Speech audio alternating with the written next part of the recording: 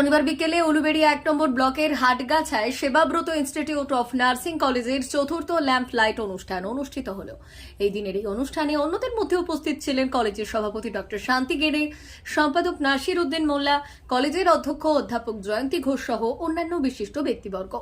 Sebabrata institute of nursing college সূত্রে খবর, 270 জন nursing পড়ুয়ার মধ্যে 71 জন জিএনএম এবং বিএসসি নার্সিং পড়ুয়া আছে। প্রসঙ্গত, ইতিমধ্যে এই প্রতিষ্ঠান জেলার অন্যতম নার্সিং কলেজ হিসেবে পরিচিতি লাভ করেছে।